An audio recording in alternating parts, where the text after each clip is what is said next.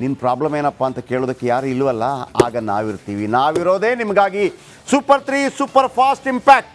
Super 3 ಅಂದರೆ ಅಲ್ಲೇ draw, ಅಲ್ಲೇ ಬಹುಮಾನ, ಮಾಡಿ ಇಲ್ಲ ನಡಿ. 3 ವರ್ಷದಿಂದ ಆಗಲಿಲ್ಲ ಕೆಲಸ, ಕೇವಲ 3 ದಿನದಲ್ಲಾಗೋಯ್ತು, ಅಲ್ಲ 3 ಗಂಟೆಯಲ್ಲಾಗೋಯ್ತು. 3 ವರ್ಷದ ಕೆಲಸ 3 ಗಂಟೆಯಲ್ಲಾಗೋಯ್ತು. ಬಂತು ಬಂತು ಬಂತು, ಅಜ್ಜಿಗೆ ಪೆನ್ಷನ್ ದುಡ್ಡು ಬಂತು. ಜೀವನ ನಡೆಸಲು ಪರದಾಡ್ತಾ ಇದ್ದ ವೃದ್ಧೆಗೆ ರಿಲೀಫ್. ಮುಂದಿನ ತಿಂಗಳಿಂದ ಮಗನ ಪೆನ್ಷನ್ ಕೂಡ ಬರುತ್ತೆ. ನೋಡಿ, 91 ವರ್ಷದ ಅಜ್ಜಿ ಕೈ ಮುಗಿದು ಕೇಳ್ಕೊತಾರೆ, 3 ವರ್ಷ ಆಯ್ತಪ್ಪ ನನಗೆ ದುಡ್ಡು ಬರ್ತಾ ಇಲ್ಲ. ಅವರಿಗೆ ಒಬ್ಬ ಬುದ್ಧಿಮಾಂದ್ಯ ಮಗ ಇದ್ದಾರೆ 51 ವರ್ಷದ್ದು, ಅವ್ರಿಗೂ ಇಲ್ಲ. ಇದೇ ಅಜ್ಜಿ ಎಷ್ಟು ಲಕ್ಷಣವಾಗಿದ್ದಾರೆ ನೋಡಿ, ಎಷ್ಟು ಲಕ್ಷಣವಾಗಿದ್ದಾರೆ. ವಯಸ್ಸಲ್ಲಿ ಒಳ್ಳೆ ಐಶ್ವರ್ಯ ಇದ್ದಂಗೆ ಇದ್ದಿದ್ರು ನೋಡಿ, ಎಷ್ಟು ಚೆನ್ನಾಗಿದ್ದಾರೆ ಈಗಲೂ ಕೂಡ, ಎಷ್ಟು ಮುದ್ದಾಗಿದ್ದಾರೆ. 91 ವರ್ಷದ ಅಜ್ಜಿ ಪೆನ್ಷನ್ ಬರ್ತಾ ಇದೆ, ಮಾತಾಡೋಕ್ಕೆ ಬರಲ್ಲ ಅವ್ರಿಗೆ. ನೋಡಿ ನಾವೇನು ಮಾಡಿದ್ವಿ ಆ ಸುದ್ದಿಗೆ, ನೋಡಿ ಸುದ್ದಿ ಬಿಡಲಿಲ್ಲ. ನಮ್ಮ ರಿಪೋರ್ಟರ್, ಅವ್ರ ಹೆಸರೇನು, ನಮ್ಮ ರಿಪೋರ್ಟರ್ ಹೆಸರೇನು ರೀ, ಮಂಜು ಪತ್ತಾರ್ ಮತ್ತು ಮಂಜುನಾಥ್ ಸಾಳೇರ್ ಅವರನ್ನು ಅಲ್ಲಿಂದ ತಹಶೀಲ್ದಾರ್ ಆಫೀಸ್ಗೆ ಕರ್ಕೊಂಡು ಹೋಗ್ತೀವಿ ಟಾಮ್ ಮಾಡಿಕೊಂಡು. ಯಾವುದಾದ್ರೂ ಮೀಡಿಯಾ ಈ ಥರ ಮಾಡಿದ್ದು ನೋಡಿದ್ದೀರಾ? ಬಟ್ ನಾವು ಮಾಡ್ತೀವಿ. ಬನ್ನಿ, ಹಾಗಿದ್ರೆ ತುಂಬ ತಡ ಮಾಡೋದು ಬೇಡ. ಇವತ್ತು ನೀವು ಕೂಡ ಕರೆ ಮಾಡಿ ಮಾತಾಡಬಹುದು, ನೀವು ಥ್ಯಾಂಕ್ಸ್ ಹೇಳ್ಬೋದು. ಆಮೇಲೆ ನೀವು ಕೂಡ ನಿಮ್ಮ ಸುದ್ದಿಗಳಿದ್ರೆ ಹೇಳ್ಬೋದು. ನಾನು ಕೂಡ ಇವತ್ತು ನಂಬರ್ ಕೊಡ್ತೀನಿ, ಒಂದು 5 ರಿಪೋರ್ಟರ್ಗಳ ನಂಬರ್ ಕೊಡ್ತೀನಿ, ಬೇರೆ ಬೇರೆ ಜಿಲ್ಲೆಯದ್ದು. ಬನ್ನಿ, ಎಂಜಾಯ್ ಮಾಡೋಣ, ಸಂತೋಷ ಪಡೋಣ. ಅಜ್ಜಿ ಸಂತೋಷ ಪಡ್ತಾ ಇದ್ದಾರೆ, ನೋಡಿ ಈ ಸುದ್ದಿ.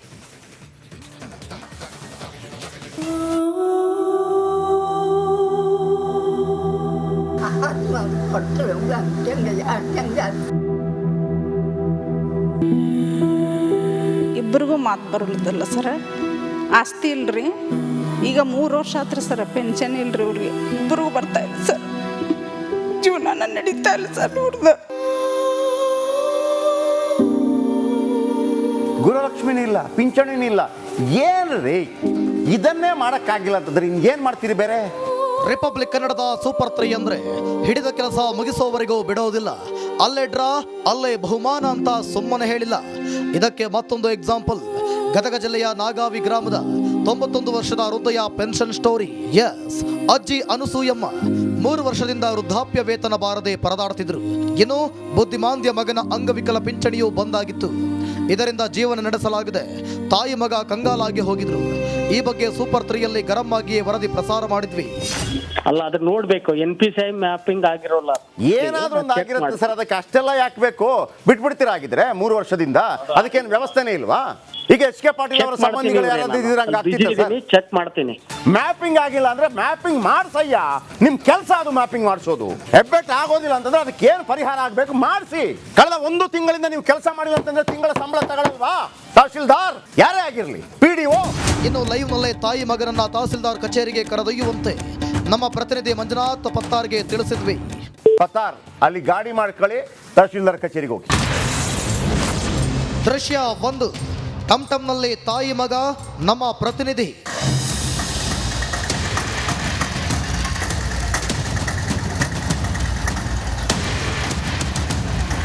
ಲೈವ್ ನಲ್ಲೇ ನಮ್ಮ ಪ್ರತಿನಿಧಿಗೆ ತಿಳಿಸಿದಂತೆ ಕೂಡಲೇ ಬಂದು ಟಮ್ಟಮ್ ಹಿಡಿದಿದ್ರು.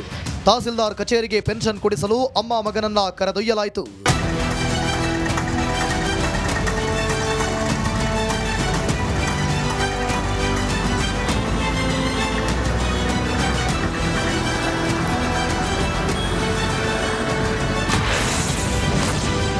ದೃಶ್ಯ 2, ತಹಸೀಲ್ದಾರ್ ಕಚೇರಿಗೆ ಅಜ್ಜಿ ಎಂಟ್ರಿ.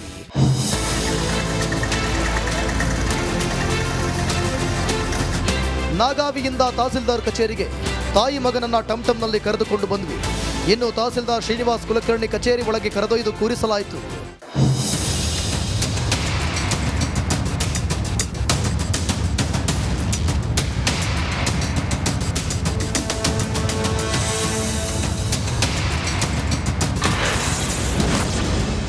ದೃಶ್ಯ 3, ಕಚೇರಿಗೆ ಓಡೋಡಿ ಬಂದ ತಹಸೀಲ್ದಾರ್. ಇನ್ನು ತಹಸೀಲ್ದಾರ್ ಕಚೇರಿಗೆ ನಮ್ಮ ಪ್ರತಿನಿಧಿ ಅಜ್ಜಿ ಮಗ ಆಗಮಿಸುತ್ತಿದ್ದಂತೆ ಫೀಡಿನಲ್ಲಿದ್ದ ತಹಸೀಲ್ದಾರ್ ಶ್ರೀನಿವಾಸ್ ಮೂರ್ತಿ ಓಡೋಡಿ ಬಂದರು.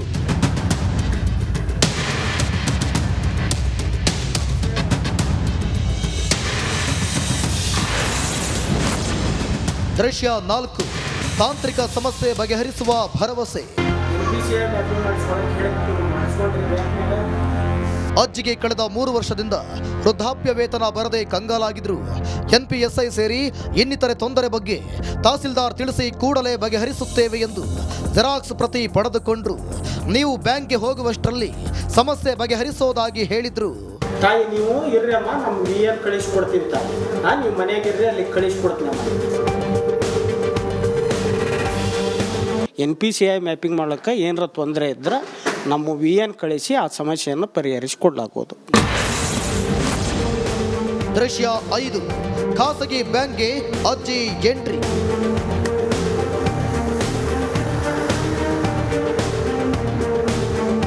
ತಹಸೀಲ್ದಾರ್ ಹೇಳಿದಂತೆ ಅಜ್ಜಿಯನ್ನ ಅವರ ಅಕೌಂಟ್ ಇದ್ದ ಖಾಸಗಿ ಬ್ಯಾಂಕ್ಗೆ ಕರೆತರಲಾಯಿತು.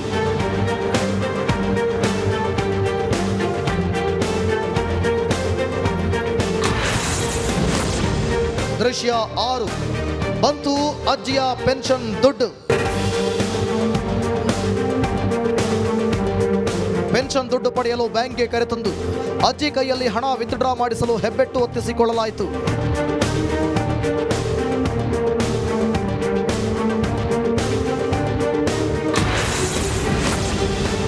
ದೃಶ್ಯ 7, ತಾಯಿ ಕೈಯಲ್ಲಿ 1 ತಿಂಗಳ ಪಿಂಚಣಿ ದುಡ್ಡು.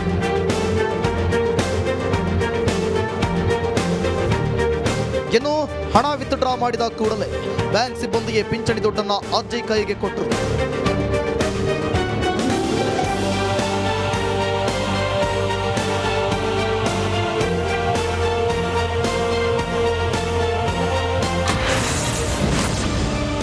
ದೃಶ್ಯ 8, ವೃದ್ಧೆ ಕಷ್ಟಕ್ಕೆ ಮಿಡಿದ ಹೃದಯಗಳು.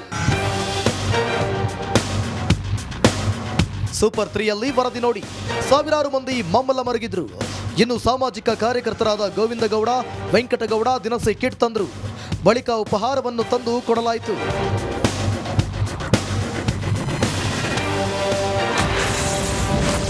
ದೃಶ್ಯ 9, ಅಡುಗೆ ಮಾಡಿ ಸಂತಸಪಟ್ರು. ತಾಯಿ ಮಗನಿಗೆ ಕೊಟ್ಟ ದಿನಸಿಯನ್ನ ಮನೆಯಲ್ಲಿದ್ದ ಡಬ್ಬಿಗಳಿಗೆ ತುಂಬಿದ್ರು. ಬಳಿಕ ಅಜ್ಜಿ ಮಧ್ಯಾಹ್ನ ಊಟಕ್ಕೆ ಅನ್ನ ಮಾಡಿ ಸಂತೋಷದಿಂದ ಸೇವಿಸಿದ್ರು.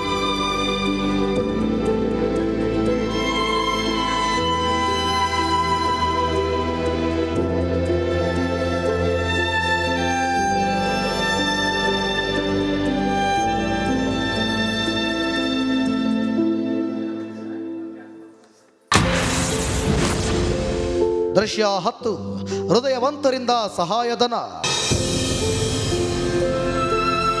ಸಾಮಾಜಿಕ ಕಾರ್ಯಕರ್ತರಾದ ಗೋವಿಂದಗೌಡರು ತಮ್ಮ ಕೈಲಾದ ಸಹಾಯಧನವನ್ನ ಮಾಡಿದ್ರು.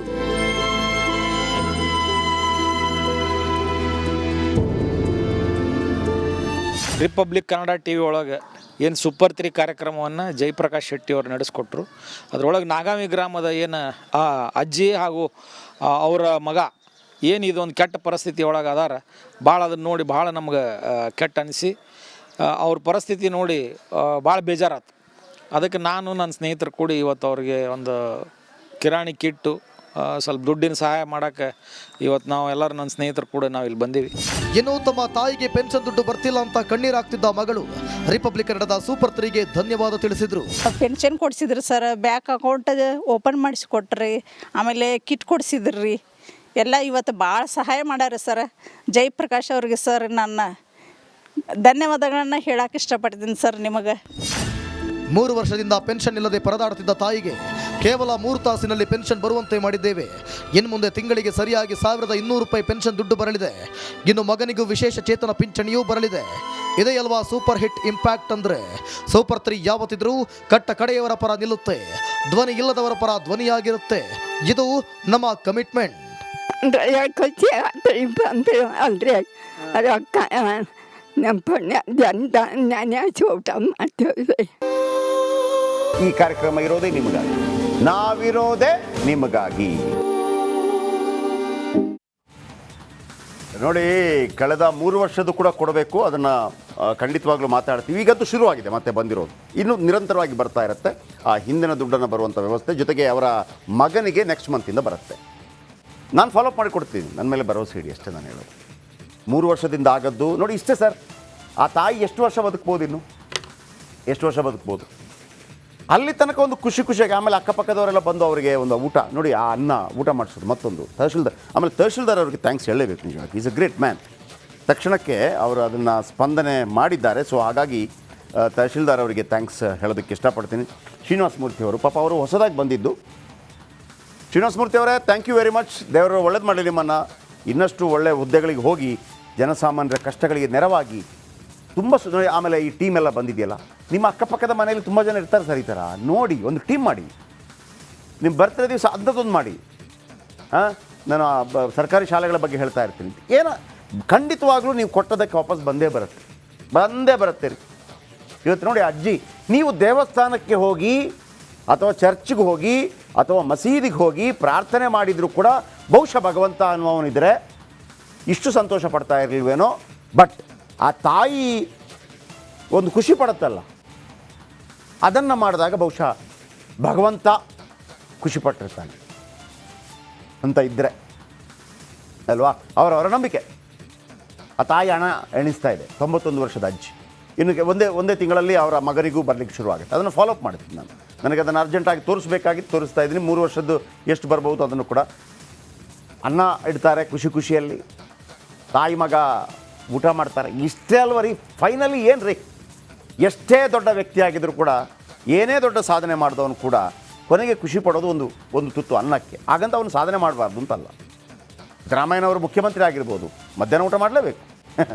ಪ್ರಧಾನಿಗಳು ಇರ್ಬೋದು, ನರೇಂದ್ರ ಮೋದಿಯವರು ಹೊಟ್ಟೆಗೇನೋ ತಿನ್ನಲೇಬೇಕು. ಅದುವೇ ಅಲ್ವ ಸಂತೋಷ ಕೊಡೋದು. ನೋಡಿ ನಮ್ಮ ಸ್ಟೋರಿ ಹೆಂಗಿರುತ್ತೆ ಅಂತಂದರೆ, ಫಾಲೋಅಪ್ ಮಾಡಿದರೆ ನಾವು ನೋಡಿ, ನಮಗೆ ತುಂಬ ಸ್ಟೋರಿ ಇದೆ ಈಗ ಕೊಡಬೇಕು ಅಂತಂದರೆ. ಆದರೆ ಇದನ್ನೇ ಕೊಡ್ತಾ ಇದ್ದೀವಿ, ಯಾಕಂದರೆ ನಿಮ್ಮ ಧ್ವನಿಯಾಗಿ ನಾವಿದ್ದೀವಿ. ಬನ್ನಿ, ಒಬ್ಬರು ಕರೆ ಮಾಡಿದ್ದಾರೆ. ವಿಜಯ್ ಕರೆ ಮಾಡಿದ್ದಾರೆ ಧಾರವಾಡದ. ವಿಜಯ್ ಸರ್ ನಮಸ್ತೆ. ಸರ್ ನಮಸ್ತೆ. ಹೇಳಿ ಸರ್. ಭಾಳ ಖುಷಿ ಆಯ್ತು ಸರ್ ಮಾಡಿದ್ದು. ಅಲ್ವಾ, ನನಗೂ ಭಾಳ ಖುಷಿ ಆಯಿತು, ಭಾಳ ತೃಪ್ತಿ ಆಯಿತು ಸರ್. ಇನ್ನೊಂದು ಹೆಂಗ್ ಗೊತ್ತಾ, ಹಾಂ, ಇವ್ರ ಅಧಿಕಾರಿಗಳೇ ಬಡವ್ರ ದುಡ್ಡೇ ತಿನ್ಕೊಂತಿದ್ರು ಸರ್. ಭಾಳ ಮನ್ಸಿನ ಅಜ್ಜಿ ನೋಡಿ ಎಷ್ಟು ವಯಸ್ಸಾಗಿದೆ ಹೇಳಿ. Correct sir. ಬೇಕಾದ್ರೆ ಧಾರವಾಡ ಡಿಸ್ಟಿಕ್ ಅಲ್ಲಿ, ನಂದು ಚಿತ್ರದುರ್ಗ ಡಿಸ್ಟಿಕ್, ಧಾರವಾಡ ಡಿಸ್ಟಿಕ್ ಅಲ್ಲಿ 99% ಇದು ನಡೀತಿದೆ ಮೋಸ. 99%. ಬೇಕಾದ್ರೆ ನಾನು ಪ್ರೂಫ್ ಕೊಡ್ತೀನಿ ಸರ್. ಓಕೆ. ಯಾಕಂದ್ರೆ ನನ್ನ ಚಿತ್ರದುರ್ಗ ಇಲ್ಲಿ ಬಂದು 4 years ಮ್ಯಾರಿಡ್ ಆಗಿ, ಯಾವ್ದೇ ಹ್ಯಾಂಡಿಕ್ಯಾಪ್ ತಗೊಳ್ಳಿ, ಯಾವ್ದೇ ತಗೊಳ್ಳಿ, ವೃದ್ಧಾಪ್ಯ ಯಾವ ಬರ್ತಿಲ್ಲ ಈ ಕಡೆ. ಖಂಡಿತ 5 ತಿಂಗಳು ಕೊಡ್ತಿದ್ದಾರೆ ಸರ್. ಖಂಡಿತ ಇಲ್ಲ. ಅದರ ಬಗ್ಗೆ ಒಂದು ದೊಡ್ಡ ಆಂದೋಲನ, ಒಂದು ಅಭಿಯಾನ ಮಾಡೋಣ. ಇದು ಚಾಟಿ ಬೀಸುವಂಥ ಕೆಲಸಗಳೇ. ನಾನಿವತ್ತು ಒಂದು 5 ಡಿಸ್ಟ್ರಿಕ್ಟ್ನ ರಿಪೋರ್ಟ್ ನಂಬರ್ ಕೂಡ ಕೊಡ್ತೀನಿ. ಯಾವುದೇ ಸಮಸ್ಯೆಗಳಿದ್ರು ಕೂಡ, ಬೀದರ್ದು, ಬಾಗಲಕೋಟೆದು, ದಾವಣಗೆರೆದು, ತುಮಕೂರುದು, ಬಳ್ಳಾರಿದು ಇವತ್ತು ನಂಬರ್ ಕೊಡ್ತೀನಿ. ಬೀದರ್, ಬಾಗಲಕೋಟೆ, ದಾವಣಗೆರೆ, ತುಮಕೂರು, ಬಳ್ಳಾರಿ ಕೊಡ್ತೀನಿ ಆಮೇಲೆ. Thank you very much sir ನಮ್ಮ ಜೊತೆ ಮಾತನಾಡಿದ್ದಕ್ಕಾಗಿ. ವೀಕ್ಷಕರ, 91 ವರ್ಷದ ಅಜ್ಜಿಗೆ ಪಿಂಚಣಿ ಬರ್ತಾ ಇರಲಿಲ್ಲ. ಕೇವಲ 3 ಗಂಟೆ ಒಳಗಾಗಿ ಅವರ ದುಡ್ಡು ಬಂತು.